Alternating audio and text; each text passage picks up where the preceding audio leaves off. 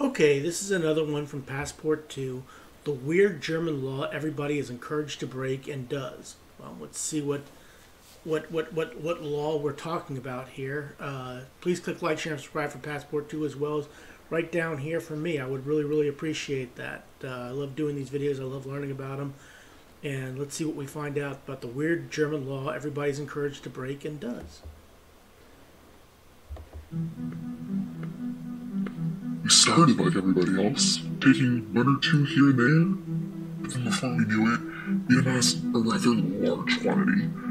Nobody ever said anything, so we assumed we weren't hurting anybody. We'd be in one city one weekend, another city another weekend, gathering more and more. Before we knew it, we had picked in all Christmas market mugs and we knew what to do with. Christmas market mugs?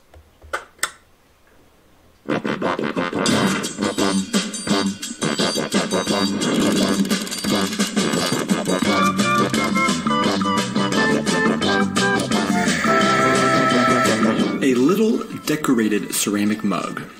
Quite a harmless little kitsch object, really. But the center of a massive controversy and conspiracy in Germany. Hey guys, and welcome back to our channel. I am Donnie, and along with my wife Aubrey, we are two Americans currently living in Germany and sharing all of our experiences living and traveling throughout Europe. So maybe you've been to a German Christmas market and you bought yourself a Glühwein. You probably paid anywhere I have never been to a German Christmas market. I'd love to go and see one, but never been to one.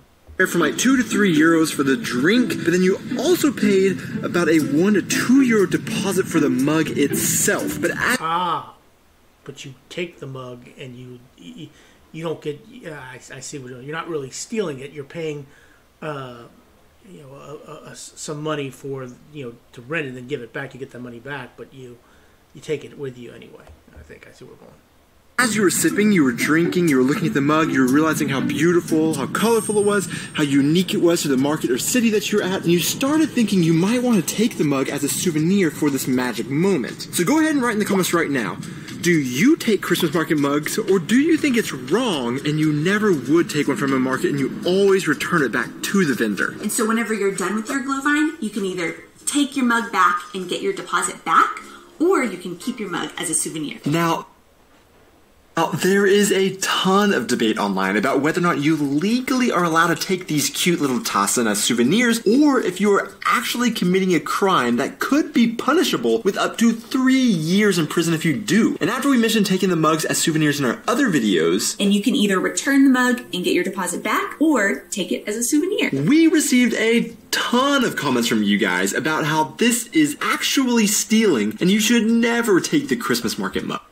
Well, I guess the thing is that you're paying a deposit for it, which is different. Now, I dated a girl one time who we went to a restaurant. Now, we don't, you get your drink. And anyway, as we're riding back, I noticed there's a glass in right next to me, and she's drinking out of it, putting it back down. I'm like, did you just take that with you? Yeah, I did. Nobody cares.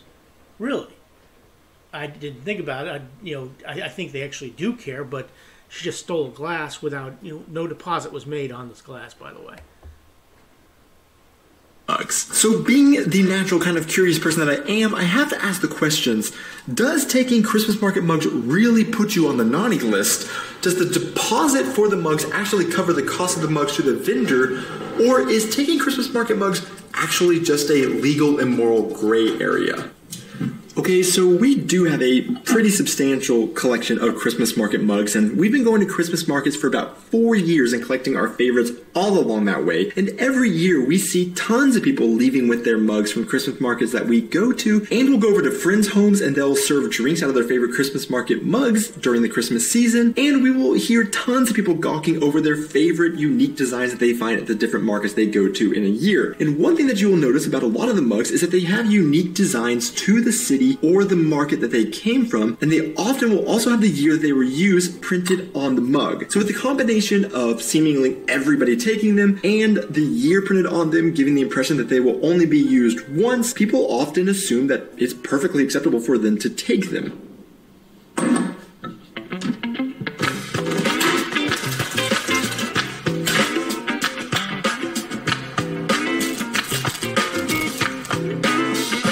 Christmas is coming. Not for a while when this video is being done, but okay. Start sending your letters off to Santa. Christmas is coming, yeah. Better be nice if you want your present. So that is one argument for people justifying that it is okay to take the mugs. But for the second argument justifying taking them, you first need to know a very important German word known as Pfand. Pfand would be translated as deposit and is a word that you see nearly every day in Germany. As an example, when you go to a grocery store in Germany, to take a cart, you typically have to put a small Pfand into the basket to get it unlocked from the other.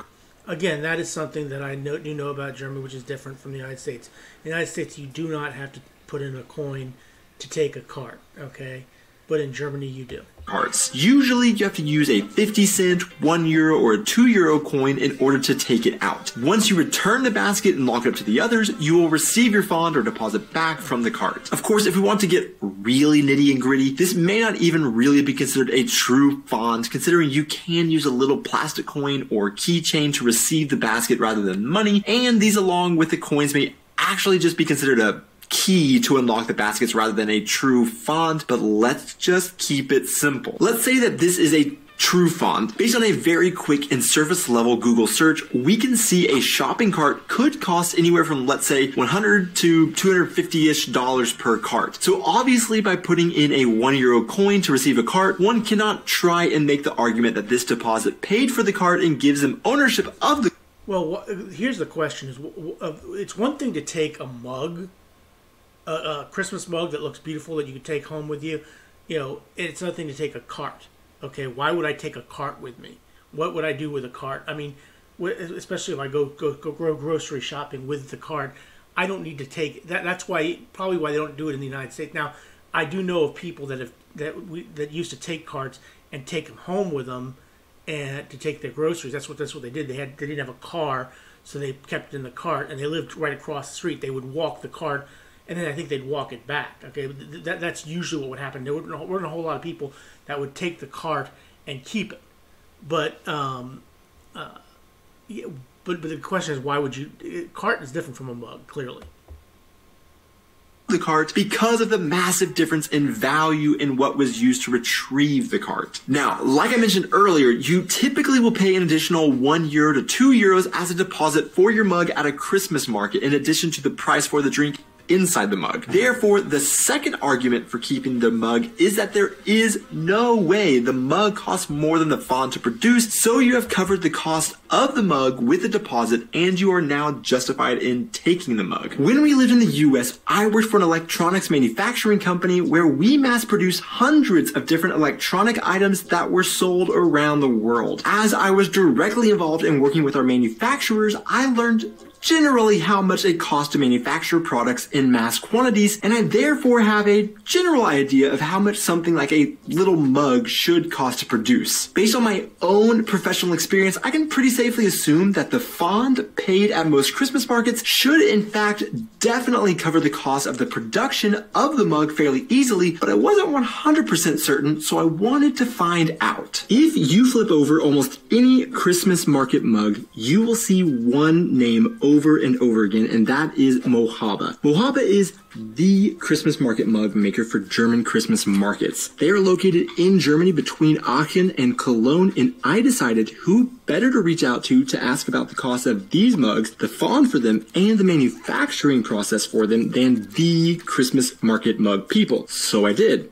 And well, they didn't get back to me. Maybe they have no interest in giving out their business secrets to some guy on YouTube, so I had to look elsewhere, and I found an article online that both answered my question as to, does the Pfand cover the cost of the mug to the vendor? And an even bigger question, do the vendors care if you take them? In an article by the Augsburger Allgemeine, the operator of the Angel Christmas Pyramid drink stand in Augsburg told their reporter that the purchase price of a cup just over €2, and the deposit is €3. If you add what we break, we come out at 0. This Interesting. price for a cup is just over €2, and the deposit is €3. If you add to that what we break, we come out at 0. Okay, so yes, the deposit technically gives them a very small profit on the mug if one takes it, but with those that they break, they end up breaking even. Of course, different sized Christmas markets will be ordering different amount of mugs, and larger markets will get them cheaper, and smaller markets may have to pay more because of order quantities. So they may be affected differently. But he also goes on to tell the paper it's not only whether the mulled wine tastes good that counts, but also whether the customer likes the cup, he says. That's why he's not upset if he's missing cups at the end of the day. That happens regularly too.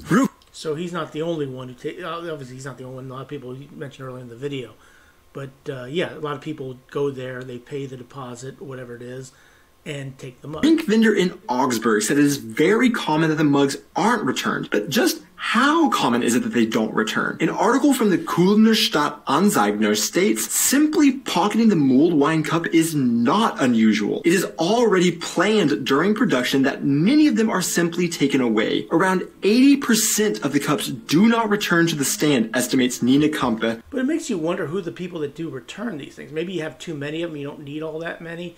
I mean, it is something interesting when you think about it.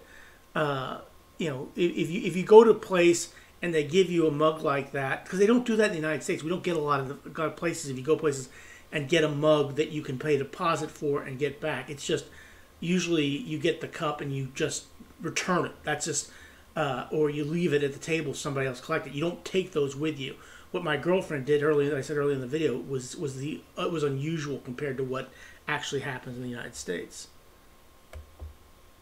From the Santa Pauli Christmas market in Hamburg, even arguably the most famous Christmas market in Germany, the Nürnberger Christkindlmarkt, confirms on their official website the exact same figure. A new design each year makes the mugs a sought-after collector's item. 80% are taken home as a souvenir of the Christkindlmarkt. So to review what we have found out so far, most likely the font does in fact cover the cost of the mug, if not more, but the vendor doesn't necessarily profit from the deposit. It also is very common for them to be taken, and in fact, roughly 80% are taken each year, and as the Köln-Stadt Anzeiger further explains, at Christmas markets in Germany, it is generally accepted and even welcomed if visitors keep the deposit cups from the mulled wine stand. Oh, and we also learned that Mohammed didn't want to talk to me. But this still doesn't really answer the question on whether or not it is technically legal. And some of you may be yelling at your screen, so what if the deposit covers the mug? It still is just a deposit and not a purchase price. So there. Agreed.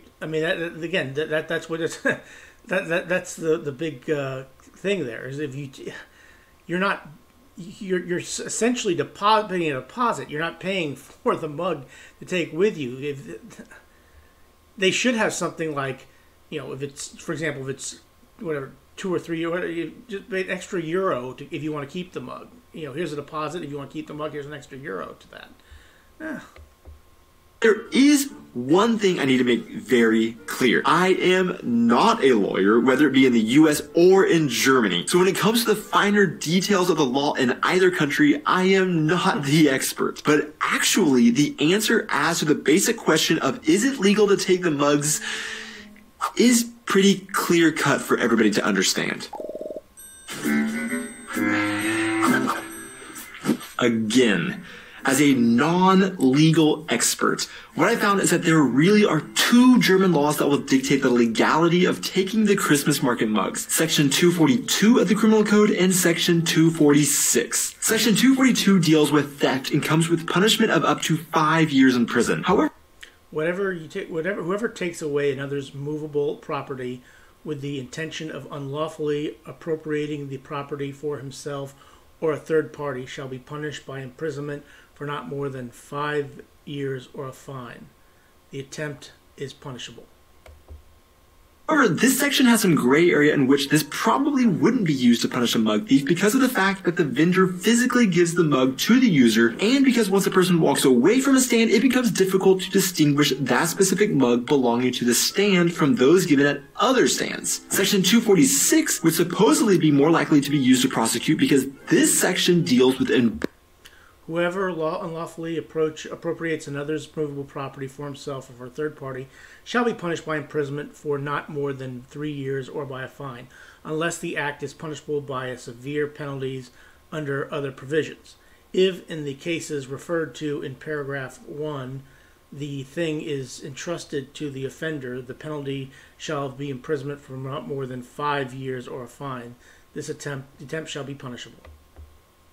Embezzlement, and since the vendor knowingly gives the mug, technically this now constitutes embezzlement rather than theft, and this crime holds a possible punishment of up to 3 years imprisonment. However, at the end of the source article that I read, which I will link in the description, they mention one thing that a lot of other sources agreed with. The public prosecutor's office will probably regularly refrain from prosecution under section 153 of the German Code of Criminal Procedure. If the stall operator actually files a criminal complaint under section 248A of the German Criminal Code for embezzlement of a low-value item. Basically, you wouldn't ever be punished for taking a Christmas market mug because it would be dismissed on the grounds of insignificance. So if 1 is accepted and encouraged in some cases to take them, 2, it is a common known fact 80% of them are taken every year anyways, 3, you are basically paying for the mug with your fond, and 4, you would almost certainly not be punished for this crime anyways. Why don't they just change the fond from a fond to a price for the mug to make all the legal and moral gray area just go away? Well, for one, of course, you have 20% of mug users who don't want to keep the mug, and they wouldn't be happy about being forced to